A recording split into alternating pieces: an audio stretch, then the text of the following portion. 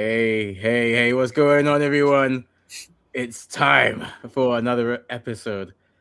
This time I'm with a dynamic director, Mike Cope, with the fresh trim.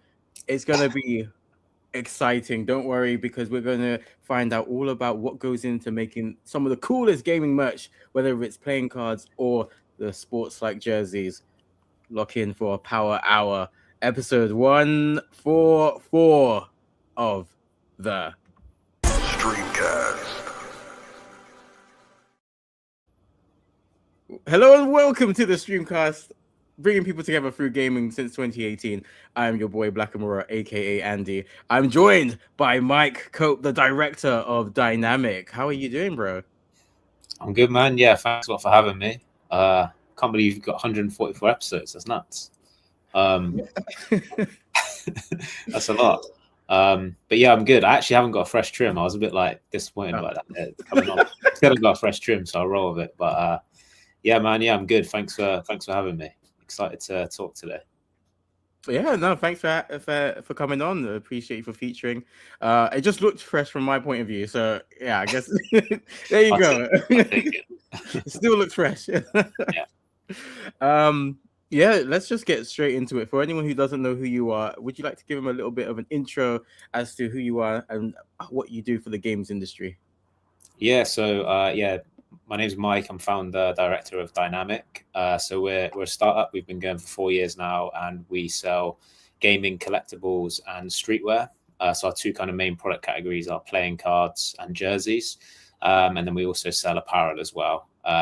Work with some of the biggest gaming IP in the world, so PlayStation, Xbox, Capcom, CD Projekt Red. It's quite a big list of names. We've been like super lucky since starting the business. But yeah, obviously, yeah, we're kind of super passionate about gaming. That's kind of why we started the business. We wanted to kind of sell like premium products to gaming fans. I think something we thought was kind of missing from the kind of merch area was like that kind of like storytelling piece. Where like the reason why we did playing cards is like there's so many cool characters that we all love from video games, but like they're never really featured on merch. Like you might find like a t-shirt or a hoodie with like, you know, the main game art, but like someone like, you know, Jackie Wells from Cyberpunk 2077, it's like you may not find that t-shirt out there for the character that you love. So we thought playing cards and then also like the jerseys and apparel would be a good way to do that. Excellent. Yeah, I think you found such a fantastic way to put that love for gaming into physical products in a way that I guess you don't see everywhere. I mean, everyone's got a plain playing card deck, but to see specialized ones like based off, like you said, Cyberpunk or The Witcher, it just makes everything a bit more cool. Like being able to play those card games like Blackjack or 21 or anything like that with unique decks. Yeah, it goes a long way, and I think the stories you can tell through the cards and through the jerseys that you sell, very powerful stuff. Yeah, I think like that community aspect as well, like bringing people together in like the physical world. I think as well, like families at Christmas, like I always like to say, like, you know, those God of War playing cards, you might want to get your gran or your family involved, and by the end of Christmas, your gran will know who Kratos is. So yeah, man, it's a good present at Christmas as well to kind of bring the family together and get everyone involved. 100%. I think we were lucky because like when I was growing up, like football shirts, like you couldn't really wear them to like a cool event or like a festival or anything. It was kind of like deemed to be a bit uncool. Like wearing a football top with jeans was like traditionally that thing where it's like, that's not a good fashion choice. Heavy, yeah. I'd say in the last 10 years, like jersey culture's just become massive. And I think like the format of video games is just like perfect for it. I think what we wanted to do was create a garment that, one, told a story, but also brought together communities and also just like brought all the different aspects of a video game into a top. So you've obviously got like the club badge, which, you know, I've got our new Elden Ring one on, which hasn't released yet, but like the amount of cool like club badges you can make out of video games. You've got like the vinyl across the front, which is like obviously normally the video game name, and then pattern details and stuff like that. It just produces like a really cool garment, which like people can be super proud to wear. Exactly. And it also not mimics, but it also emulates the esports scene in a way, in how that sense of community, like you mentioned, can also stretch. If someone sees someone with, like you said, an Elden Ring jersey, like this new premium one that you've got on right now, um, there's just that instant sense of recognition and community and belonging, that, oh, that person likes that game that I like. Just like with sports, video games can also bring that real sense of community and strengthen bonds between people. So yeah, it's completely amazing what you've done with the jerseys. They all look cool. Yeah, I'm a big fan. Yeah, I think like if you went into like somewhere like an event space where you didn't know anyone and you saw someone with a Man U top on, you'd be like, "Oh, that's my guy." Like we got things to Yeah, talk about. Like, and I think smartest guy in the room. that's the same thing with these jerseys, right? Like I think with our Helldivers jerseys, like that's such a big community. That's like one of our top selling jerseys, and people wouldn't even. I didn't actually play Helldivers before we started selling the products for it, and then I jumped in and I was like, yeah, this game is actually sick, and they've done an amazing job at building a like really passionate community of fans online and offline as well. I think that there's a lot of events where like people are dressed as Helldivers, and we work with a guy called Craig Lee Thomas, who's a voice actor for John Helldiver. That's so cool. And yeah, he's like iconic within like the gaming community for Helldivers fans as well. So yeah, super cool. That is so dope. I like that the fact that you manufacture the product also led to you playing the game without you playing it prior. I feel that's added a new dimension to you as a gamer and you as a person. Because a lot of the IPs you have mentioned are like the big household names that you'd expect anyone who's really into gaming to have at least heard of or dabbled in a little bit. So that's really interesting. But Yeah. Sorry, go ahead. Yeah. I always wanted to play Helldivers because it's like loosely based off of Starship Troopers, which is like a film I used to love from the 90s. It's like classic cheesy 90s sci-fi. So I was like, I always wanted to jump into it, but I try and stay away from like online video games now, just because like I get too addicted and it takes over my life. Yeah, running a business, like I try to keep my video game into like 1 to 2 hours per day max, unless it's a weekend and like I've got a new game to session. But yeah, if I start playing online, it'll just be like I'll start playing at 8 and I'll finish at 2, and it will just be the rest of the week's just written off, because they are just so much fun. Yeah, tend to stick to the RPGs and the more chilled out experiences nowadays. That's cool. That's quite wise. Yeah.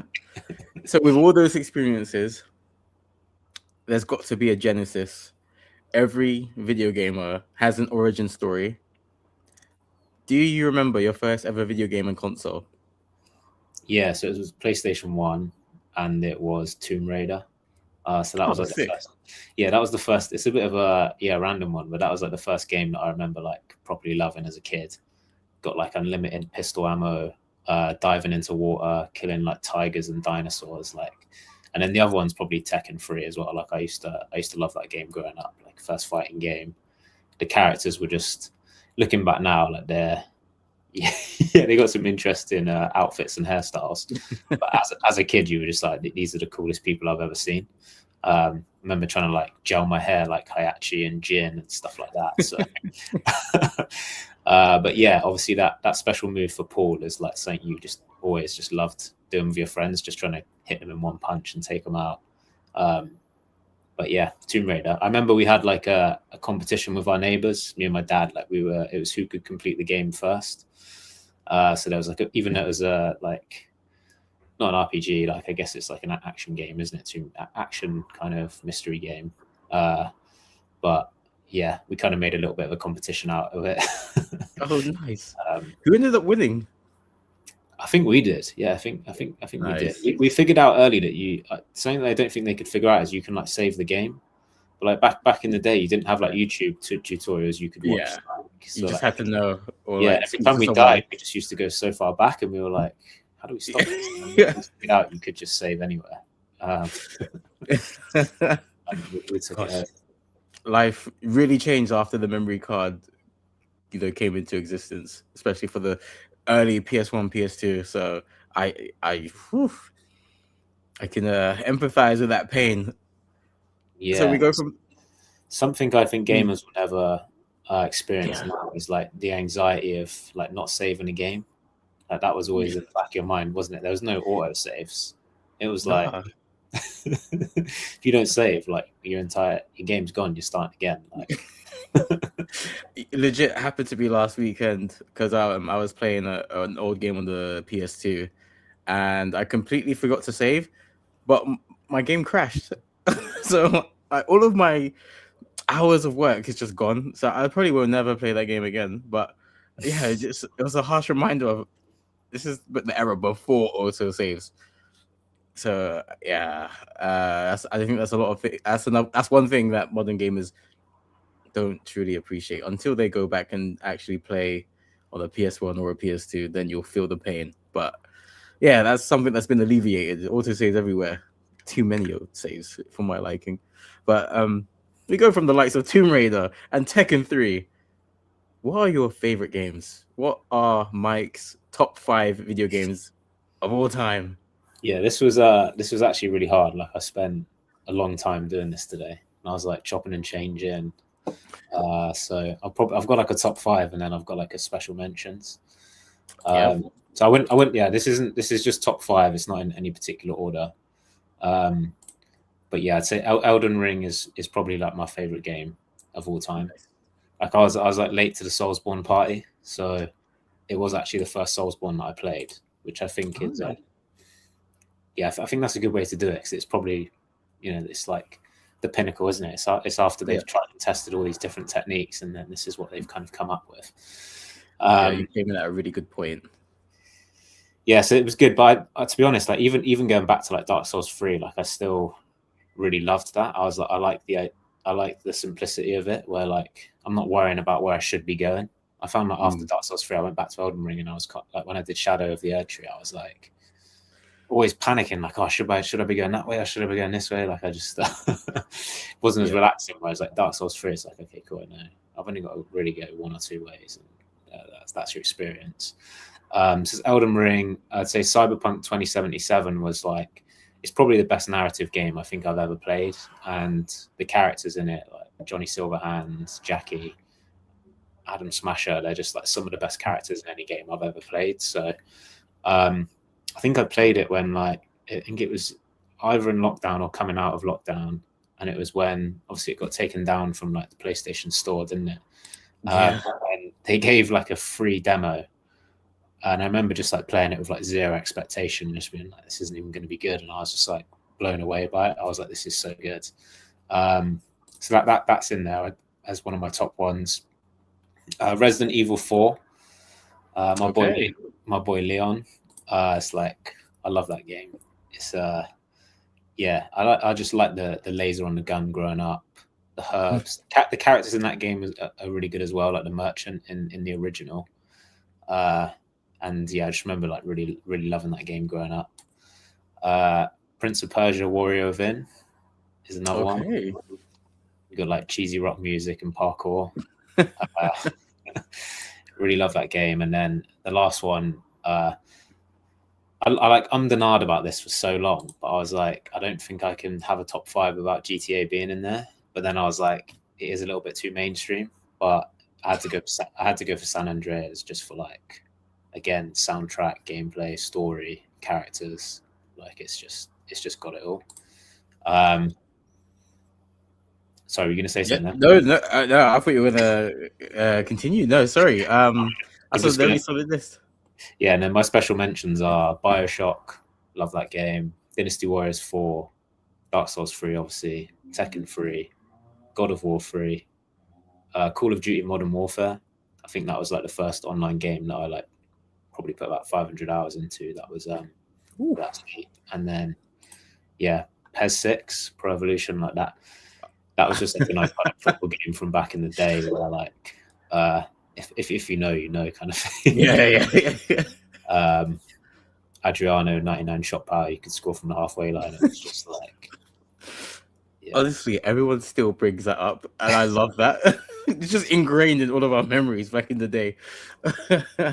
Yeah, it was just so good. I don't know why that was such a fun game, and I obviously FIFA became the absolute monster that it is, and kind of just took everyone's market share. But yeah, that when it first kind of started, it all PES 6 was just one of the best on the market. You could have banter with your friends because like they'd turn up to your house and they'd be even up like a couple years later when you're playing FIFA and they'd be like, "Yeah, I'm alternate." So be like square to shoot. You'd be like, "Oh, you're a PES boy." So you could bond over that, which was pretty fun. I've played FIFA, like I think that was probably one of the games I like truly like got really addicted to, especially at uni. Like FIFA Ultimate Team. Put way too much money into that as well. Oh, I can imagine. Yeah, it was when they they brought out an app where like you could be at work. This is before work from home, so you'd just be in the office and like just doing squad building challenges on my phone, where it's like got to like make the good chemistry for the teams. So got pretty addicted to that.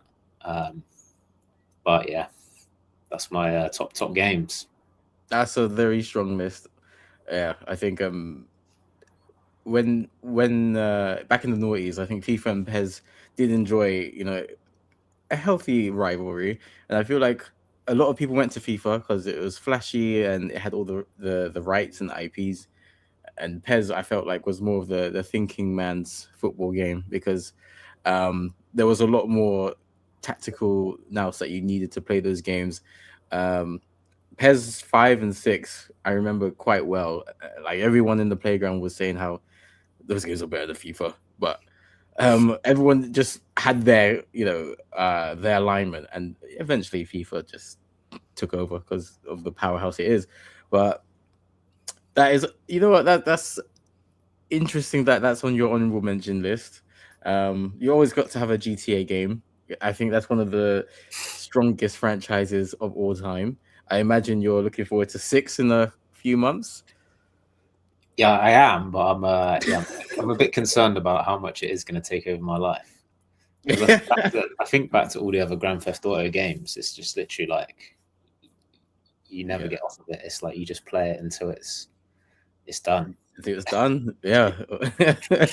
GTA 5 has been going on for 3 generations. That's what, 10, 15 years now? So too long, yeah. Yeah. If they're looking to replicate that with 6, buckle up. Yeah, I remember like back in the day, I think it was GTA 3 where like you had all like the cheat codes and stuff like that. Yes. I remember just making cars black. I don't know why that I don't know why that was a cheat code. And then I just stored them in my garage. And that was like the coolest thing ever as a kid, just having a black car garage. But I remember my brother doing that. He had all the cheats written down, and then he would just like get all the best cars, park them, and then get some other cars, and then just do madness on them. Just get 5 stars, run back to the garage. Just get back in the garage. Yeah.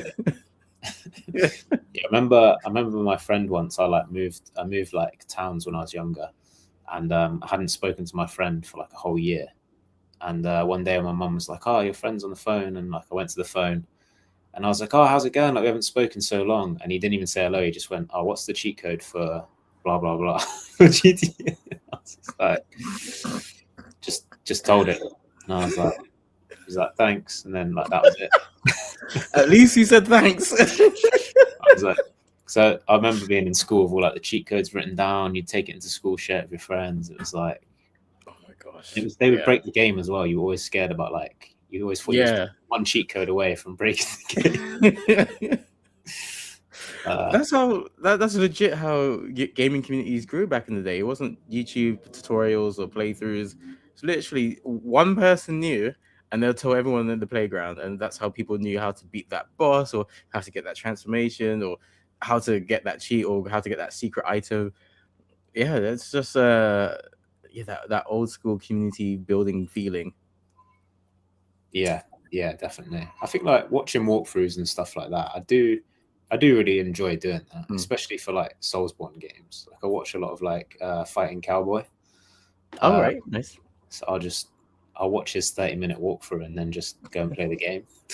Nice. And it's kind of like you do an episode of his walkthrough, and then you'll play like an hour of the game, and then that's kind of your evening done. And then you can just rinse and repeat. I like that. It's not too stressful, because it's like, well, I know what I got to do. Yeah. It's like, Yeah. But yeah, what was your top 5 games? Just out of interest. That's a great question. Putting you on the spot. Yeah, you have. I haven't thought this through. Okay, hold on. Okay, God of War is definitely number 1, the PS4 version. But we could get to my honorable mentions later. It's still my favorite game ever. It's the game that has best combined storytelling with the gameplay mechanics for me. So it's a real coming of age for Atreus, as well as Kratos, as he learns how to bond with his son. And at the beginning of the game, they're quite frosty. So it affected the combat. So you tell the kid to shoot and he'd be 2 or 3 seconds delayed. So it made fights a lot harder. But then as you go through the course of the game, you tend to learn a bit more about each other. And then there's a significant part that I won't spoil that happens in the middle of the game. And then after that, they get really towards the end of the game, they are teaming up. The kid's on point, firing as soon as you say it. And they're doing 1-2 combos on the big bad. It's just beautiful from beginning to end. So that's number 1 for me. This is why we needed you at our event, because we did like a it was a 2018 God of War Valkyrie boss battle, and it was the only boss battle where no one won. I think we got our new marketing guy Mark to set up that challenge, and he put it on the hardest difficulty, and I was like, even that for me, when I remember playing it, when I was like proper into God of War, I was like, it was really difficult, super difficult. Yeah. Even when you're like, because if you played a game for say 50 hours, your abilities are like peak. Like you know what you're doing. You can sit down and maybe spend 5 hours trying to beat a boss. But if you haven't played the game for a while, it's difficult for anyone to just go back and jump in. Yeah. So I think you went a little bit hard on the crowd. That was tough. Yeah. As soon as you told me it was the hardest difficulty, I'm not surprised no one beat it. I think someone come up to me at the end and was like, "Oh, I got to get my reward for the challenge," and I was like, "Oh, did you beat the Valkyrie?" And he was like, "No, I got to half health." What? Get out! No, we gave him a prize. I was like, "Well, it was on max difficulty." I was like, "I'll give you that." But sorry, can I have my prize for almost winning? But didn't realize it was on max difficulty. I think hard would have been better. Yeah, the one just below hard is generally good enough for anyone to be challenged, but still to beat it in a respectable or normal amount of time. That's rough. I would have liked to have tested my metal though. Maybe the next one. Please, if you're doing this for the future, run that challenge back. I would like to. Yeah, well, we got to run it back because no one beat her. So it'd be like part 2. Here we go. Which one was it? Was it Sigrun? Yeah, Sigrun. Yeah. Oh my god! No wonder why no one beat her. I was going to give it a go, and then when he said max difficulty, I was like, "Yeah, you're like, you man got it." Yeah. So yeah, I think we've got some work over here on this table. Fair. I will say Pokemon Fire Red is up there, just because it's one of my earliest formative gaming memories. I had an original fat purple, not fat, but like wide Game Boy Advance, and then I got a golden SP, and Fire Red was one of the first games I ever had on it, and I still remember the red cartridge, and it's still such a fun game. They recently re-released it for the Switch, and I've got it, and it's still such a compelling game. I'm not the biggest fan of modern Pokemon, but I do think the old style games like Emerald, Ruby, Sapphire, even Diamond and Pearl, really strong. There's such a challenge when it comes to beating each gym leader. And of course, the Elite Four, or as the Japanese call it, the 4 Heavenly Kings, which is so cool, so much cooler, is something. It's a real coming of age because that is such a difficult slog, especially going back to back to back to back with those trainers. So I would definitely put Fire Red in my top 5. It's one of those games that if I have it, it's my comfort game. I'm currently playing through it right now. I'm almost beating it. Yeah, it's still held up all of these years later. It's been what 20, 25 years. It's still held up pretty well. Dragon Ball Z Budokai 3 is up there. My favorite Dragon Ball Z game. It's the game that feels the most like a Dragon Ball Z anime in a game. The story mode is fun. You get to fly around, and there's a lot of secrets that reference stuff in Dragon Ball, the movies, and Dragon Ball GT. So it was the first game that really introduced Goku's dad and the movie villains like Broly and Cooler, which made such great movies. So Dragon Ball Z Budokai 3 is one that was the game I was talking about that I played last week and crashed on me. So I was gonna say I was gonna play it again, but I don't know now because. But that's still one of my favorite games. I think Dragon Ball Fighters is the only game that I'd put above it. But in terms of favorite games, it's definitely Budokai 3. I'm gonna say Sekiro: Shadows Die Twice. Yeah, I just started playing that yesterday. Oh, okay, cool. I was chatting to a few of the people at the event, and I was obviously saying I'm a big Soulsborne fan, and I was like, yeah, I've never played Sekiro, and they were like, you need to play Sekiro. Let's fix that. So yeah, I could just tell that like they were really disappointed in me when I said no. So I was like, right, I've got to download this and jump in. So yeah, I played like an hour of it last night, and I was like, nice. Yeah, this is actually so good. It is, in my opinion, I think it's the best Souls-like game of all time. There is such an unforgiving difficulty in that game, especially because you can't call for help in any sort of way. It is all you, and I have a personal issue with a lot of the Souls games where I find them very slow. I feel like my character is always in quicksand or something. Rolling takes forever. Blocking takes forever. Sekiro is such a fast game. Pinpoint precision, parry, Bakiri counter.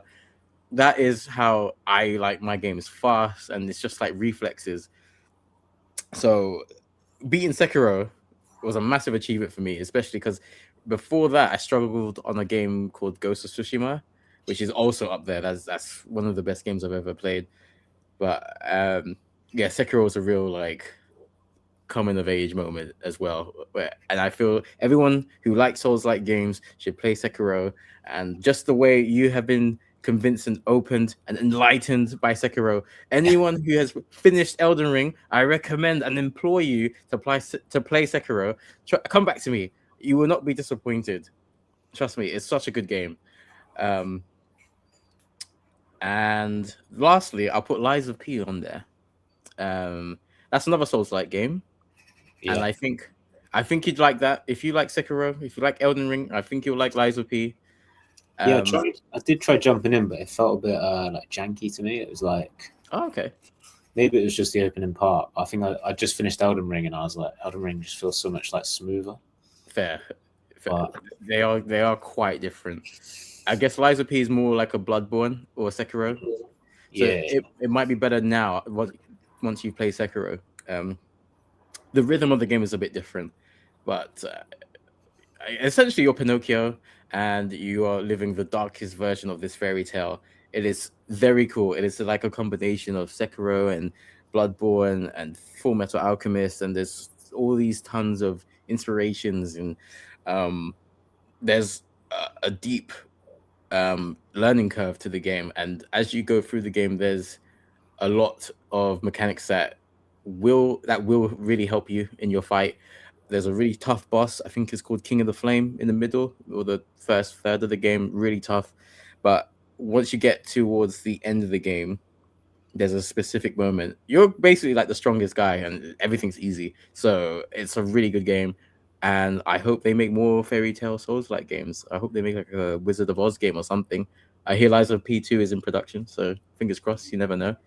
I think they got a bit of backlash, didn't they, for like employing an AI Oh shit. Specialist.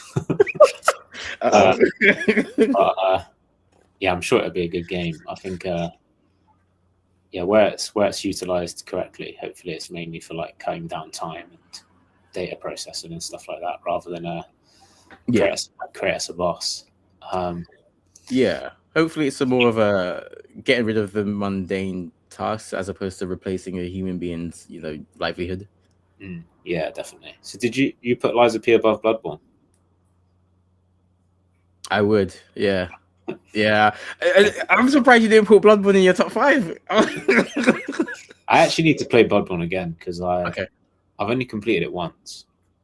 Same. So I feel like until you go through again, you can't like truly appreciate a game. Oh wait, no, have it in the top 5. I think you got to complete it twice, and I haven't actually done the DLC because I feel like the new game plus for Bloodborne. When I jumped into that, I found it solid. I was like, this is actually really difficult. Yeah. It's so much harder than each time. Yeah, I was like, it's unreal. I need to just go back, play the whole thing again, and then do the DLC like just on regular new game plus. So that's probably what I'll do when I have some time. But yeah, Sekiro is going to be locked in for the next 2 to 3 weeks. Sekiro is much better than Bloodborne in my opinion. I think that's the game. Like, enjoy that. That's such a fun experience. But I would put Lies of P over Bloodborne. But Bloodborne's still a really great game, and that would go in my honorable mentions. Bloodborne's definitely up there. I think that was the game that truly allowed the Souls like puzzle to click in my head, because I struggled with Dark Souls 1 and 2, and I got it. I got better at Dark Souls 3, but I don't think I fully appreciated it. And then Bloodborne came along, and I was like, okay, this is cool. And learning about the umbilical cords and all of that stuff, it was very freaky. I'm looking forward to the Dusk Bloods Switch 2. I might need to procure one, but yeah, I'm looking forward to that game. Yeah, I think I watched I can't remember who it was, but I watched a YouTube video where they were like, if you want to buy the Dusk Bloods and you don't have like a Nintendo Switch, it's literally like a £900 investment just to play that one game. And I was like, I probably will do that. But, I respect it. Yeah, I played Night Rain, Elden Ring Night Rain, and I really enjoyed it. I put like over 100 hours into that, and it was sick. Yeah, some of the best boss battles I've ever played. Soundtrack was pretty good as well for some of those. Nice. Very. You've got some great gaming experiences coming your way, man. Yeah, I think GTA will only help the industry as well, because it will bring so many people who don't game anymore, who used to game back in the day, like back into gaming, and then they'll be like, what have I missed? And it's like, you've missed a lot, guys. Are there more games like this? Yeah. It's like you can't, sometimes when you do play a GTA, though, I do find sometimes you might. I know I said you play it solidly, but there are times where you feel like you might need a break and you need a different type of experience. Yeah, I feel like some of these games might come in handy then. Yeah, 100%. That's the beauty of games. There's such a great era right now. Going back to the previous generation, for me, sometimes I will get fatigue if I'm just fighting the boss over and over and over, and I haven't beat it in like 200 attempts. I'm just there. I will play another game just to like refresh the palette. So me being stuck at a boss in Kenna, Bridge of Spirits, for example, I'll go and play Coffee Talk, and then I'll go back to play Kenna after, I don't know, a couple of weeks and beat that boss. So I think that's a very relatable thing you brought up. I think people might get fatigue, and the current library is really strong. Even if we're talking just on the PlayStation, you've got Ragnarok, you've got Spider-Man 2, you've got Guardians of the Galaxy, which is an underappreciated game. It's so good. It's got to go for cheap now. But yeah, there's so many great titles out there. I could go on about my honorable mentions, but this is the Dyenamik episode. So, Mike, what was the light bulb moment? When was the exact moment that you went from playing the games that you enjoyed, your Prince of Persia's, and going, I would like to do something in the games industry. I don't know what just yet, but I want to be involved. Yeah, so I was basically working for a tech startup doing like a sales role. and they basically did like print on demand merchandise, so it's a little bit kind of cheaper merch.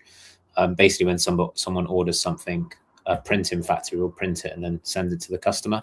So they do things like t-shirts and hoodies and lots of weird and wonderful things. The company I was working for, they did a lot of like cooler products as well. They did like skate decks and surfboards, and they also did like playing cards as well, but they weren't like super premium because they were just like printed on paper. There was no like foiling or embossing or anything like that we do. But yeah, one of the clients for the business was Xbox. We did these like Halo playing cards that we set up. We didn't even really know how well they were going to do, and then come in from a weekend and there was like 2,000 sales just in one weekend, and I was like, oh wow, gamers love playing cards. I've always loved playing cards growing up. Like, it was something we always played like in school, like on like break and with family members and stuff. I'd always be playing games, especially like Christmas and stuff. So I was like, checked out like the playing card industry, and there's like whole massive spread of like premium playing cards. There's a brand called Fear 11 that do like playing cards for like Marvel. But I was like, there's no one doing this for like video games. So yeah, basically decided that wanted to start a business doing video game playing cards. But we also, like I said, the important thing was like, if I was going to start a business, it would all be about like the culture of gaming, like creating a community among people. So we needed another product category. And like I said, like football shirt fandom was just crazy at the time. So we was like, right, we can do football shirts, playing cards, and then also apparel. And we also did skate decks to start with as well. But like logistically, they were just a nightmare. They're like so heavy. Our customers are just all over the world. So our biggest region's America, then Europe, then the UK. So yeah, had a lot of sleepless nights doing logistics for things like skateboards. But yeah, and then there's basically something called the Licensing Expo, where you can go and meet all of the like major brands in the world and strike licensing deals with them. So you can pay them fees up front to be able to sell product that's branded as their IP. So yeah, I just started reaching out to gaming companies for all of my favorite games. So yeah, Capcom, CD Projekt Red, PlayStation, Xbox, Bethesda, all of the kind of major ones. We didn't even have a website at the time, so I can imagine most of them were just like, who's this guy? I didn't get much of a response from anyone, to be honest. But yeah, luckily the head of licensing at CD Projekt Red responded, and they kind of gave us a chance to design a range of products for The Witcher and Cyberpunk. And that's kind of how we got started. So we did The Witcher playing cards, we did like an apparel collection, we did skate decks and jerseys. Then we did Cyberpunk, and then yeah, luckily after that, the contact at Capcom just really loved the football tops. He's like a massive Aston Villa fan, and just kind of like really bought into the concept. He was like, "Oh, these are sick. Like, it'd be really cool to do these for Street Fighter." And then yeah, we did like a Kickstarter for like our Street Fighter jersey collection, which did really well. It got like £60,000 in funding. I was still kind of working full time at this point in like a corporate job, just trying to like build up savings to kind of go full time. And then yeah, after that, just kind of went all in. I took like a small loan out of like £10,000 just to kind of support myself for a few months. And then yeah, luckily after that, things just kind of kept building. The Street Fighter jerseys kept selling well. I think we did Tekken after that as our next one. And then yeah, PlayStation came in a couple of months after that, and that was just like, we got access to like God of War, Bloodborne, Ghost of Yotei, Ghost of Tsushima. We did have The Last of Us in our deal, which we're still trying to get that project off the ground, but they're very particular about like likeness and things like that. So everyone who's asking for The Last of Us stuff, we're trying to harness, but it's coming hopefully soon. But yeah, still working on that one. And then yeah, most recently we've signed deals with Xbox. So we've got an absolutely fire Xbox jersey collection coming out this year. We've got a Halo jersey collection. We've got an Assassin's Creed jersey collection. We've got Elden Ring jersey collection. Lots of jersey collections coming out. And then on the playing card side of things, we've kind of gone heavy on the IP that we already work with. So we've got like Bloodborne, Helldivers. We've got some Game of the Year edition gold playing cards coming out for Baldur's Gate 3 and The Witcher. So yeah, it's going to be jam packed for the next few months for launches and stuff. But yeah, Nice. I mean, yeah, it sounds like it's been a real success story, and everyone has really taken to your work. It's quite amazing how all it takes sometimes is just one person to give you a chance, and you know yourself. You know you can, if given the opportunity, you can smash it. But yeah, everyone needs to be given a chance, especially when the proof of concept is very young, like, or it's not there. If you're starting out, then of course you obviously you don't have the resume or you don't have that prior work. But yeah, it's been really cool to see where you are now and imagining how things were at the start. That's been a real momentous growth for you. So yeah, congrats on all of that success. yeah, I'd say it's like everyone needs like a lucky break. That's kind of what everyone needs in life, I think. But whatever you do, anyone says that like there's no luck involved, like that's definitely wrong. Like you can obviously like do things to make luck favor you, but you still just need that one person to give you a chance and get you off the ground. And then I think like just having passion in all the games that we work with just has made us help us made like really good products that like fans instantly look at it and think like, oh, this was made by a fan. Like there's details in all of our like playing cards. Like you look at like the Bloodborne playing cards, for example, like when you flip the cards, there'll be like a second phase boss on some of the cards. That's so cool. So it's like, I remember playing through Bloodborne and I was like, oh, can't remember which boss, the boss where like you've got like the music box that you can collect. Oh, is that Gascoigne? I think it's Gascoigne, yeah. Yeah. So like on one of the flip sides, we got like him like caressing the music box. Oh, that's so cool. But yeah, it's been a journey. There's obviously been some times where we've had to like take massive risk, like taking that loan out to help pay for like mortgage and bills and stuff like that. But yeah, luckily it came off. Yeah. I think when we did the Street Fighter Kickstarter as well, I had to like sell my car to pay for that. Oh, so that was another one where it was taking a bit of a risk, but yeah, kind of paid off. I think that's really quite respectable. And I came across a quote the other day where if your dreams don't scare you, they're not big enough. And I think that's a real sign of you following your heart and going with this goal, this dream, and yeah, doing what you had to do, like taking a big chance with selling your car or taking a loan.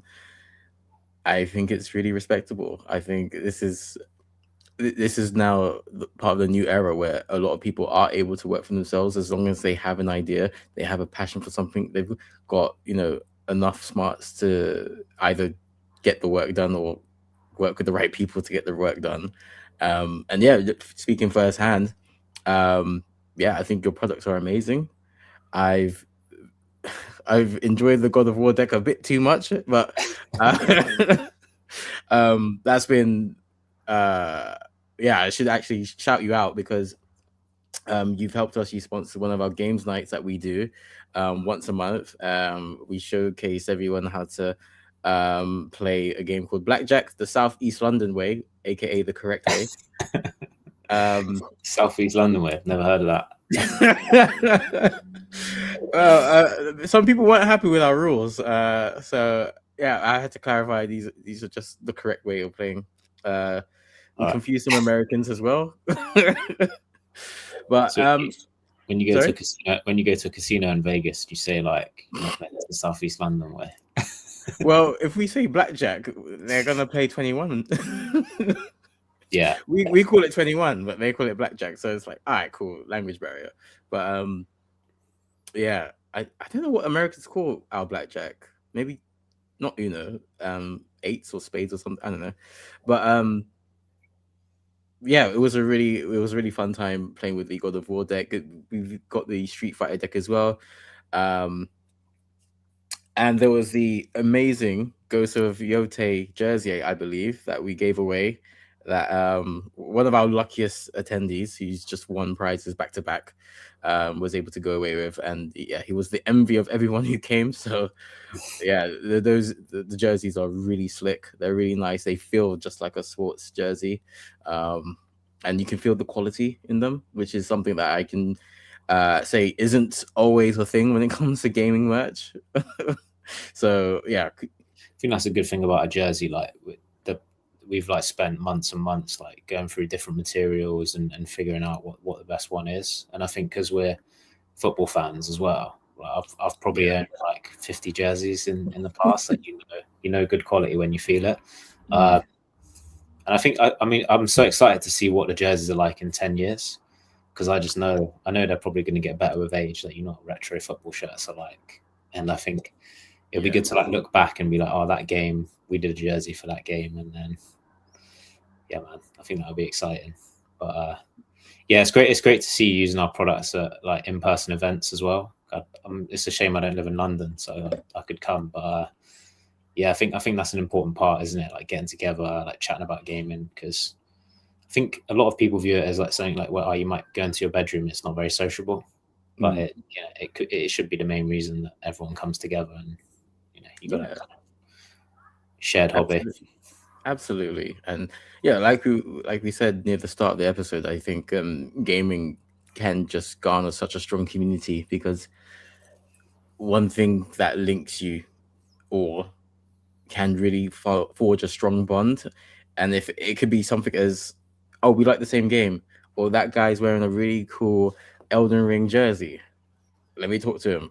And like the person I started Streamcast with, we bonded over God of War 3 back in 2010. So just little things like that, knowing, oh, you like that game too.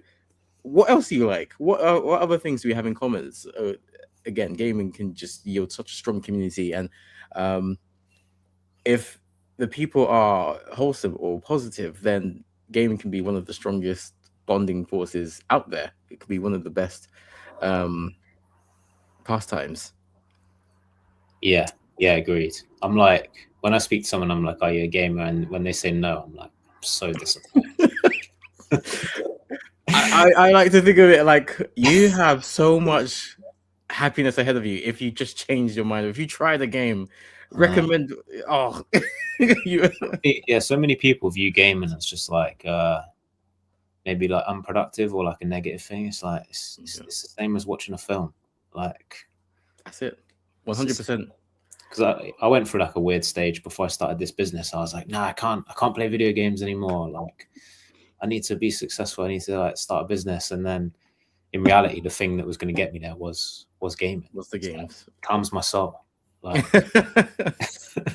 exactly. I'm not gaming. I'm not happy. Like, that's it. I love that. I'm stealing that. If I'm not gaming, I'm not happy. Oh God, I had a point. I can't remember it now. Yes, that mentality really should die off with the last generation, because I think it's just a misunderstanding of video games. I think it's a misunderstanding of the pastime. Like you said, video games is just an activity, like watching a movie, like watching a TV show, like watching reality TV. Everyone has their thing, and just because it's video games doesn't mean we're going to be inherently violent, inherently rude, or dysfunctional. I had a really powerful guest on recently, Nigel, who runs his own manga company, Mayamada, and he was saying how he had a conversation with someone about video games, and instantly her response was, "Isn't that for bums?" And it's just like, no. that was a 10, 20, 30-year-old mindset, and honestly it's changed so much, where the second-hand market, I don't mean buying used games, I mean people who enjoy video games through watching playthroughs or watching live streams, because either they don't like the game, they don't want to take that risk themselves and buy that £70 game, or they can't afford the console or the game, are enjoying these through other people. Or they're stuck and they're like, how do I get past this level, or how do I beat this boss, or I'm looking for this item to get the platinum trophy. They are enjoying video games through other people playing video games. So it's completely productive. it's making people money. It's made people millionaires. So yeah, I do think video games needs to be looked at in a more positive light, comparable to TV and film. I mean, the revenue that the industry has is comparable nowadays. So it really shouldn't be stigmatized anymore. Yeah, I agree with that totally. I think like look at GTA, like it's the highest ever investment into like an entertainment IP, right? So yeah, totally agree with that. I don't even know where that kind of mindset has come from, to be honest. But yeah, we need I to. think it's That. yeah. I think it's just villainizing things that people don't understand. So you could trace it back to like D&D back in the 80s, where people just assumed it was demonic because they didn't understand, but it's literally people using their imaginations to play games. Yeah, what was that in? I watched that in a documentary about D&D. Was it just in Stranger Things? It is in Stranger Things, but I'm pretty sure there is a documentary as well, because I might have seen that. I remember that, and I was like, I'm not sure. Ridiculous. But something like that. Like I remember growing up, stuff like Harry Potter was demonized because people heard witchcraft and wizards, and they were like, "Nope, you're not watching that." So again, it's just not understanding, and because you don't get it, it's just villainized. Nope, you can't do it. I think that's where video games took a lot of flack from, especially because I think they tried to blame video games for a lot of, not a lot, but some crimes that happened back in the day. But that was a problem with the people playing the games, not games themselves. Yeah, it is true actually. Just reminded me of like a comment my mum made the other day. She was like, "Oh, you don't still play that stupid PlayStation, do you?" And I was like, "Yes, I've got a business for video games. I still play my PlayStation." I was like, she knows I've got a business doing video games. It's like, it's literally my life. Like, this is hilarious. What I live and breathe. Yes, I still play it. That is so funny. That's a good soundbite to end the podcast. Absolutely. I mean, I've loved having you on, Mike, and I could chat to you for hours more. But you're a very busy man running a business that is about video games, Mom. All right, video games can be productive and can make people's lives. And on that note, Mike, please tell the people who I'm sure want to know more about Dyenamik and how they can support you, and when that Last of Us deck is coming out. Yeah, I would just say, follow us on socials, Dyenamik Official on Instagram. We're also on X, Facebook, and TikTok as well. If you want to stay up to date with anything going on at Dyenamik, join our VIP mailing list. Dyenamik.com, bit of a weird spelling, Dyenamik. When you start a business, you get people trying to charge you like £5,000 just for like a website URL. So you got to get creative with the spelling. So yeah, but cool. Yeah, Andy, I've loved being on. It's been, am I allowed to call you Andy? I've got to call you Black and Moore. Yeah, no, you can call me Andy. Legit, no one calls me Black and Moore. I don't know why. Right. Cool, but yeah, I've loved it, man. It's been good chatting about video games, like you said. We could probably do another hour. But I've got to go play Sekiro. All right, I've been. You know what? Yeah, let me not hold you. All right. Cool. Thank you so much, Mike. Do you need to shoot now? I can just do the outro. Oh yeah, cool. Yeah, go ahead. Yeah. Thank you very much, Mike. Enjoy Sekiro. Let me know where you get to. Keep me updated. Actually, I'd love to just know about your journey in lifetime.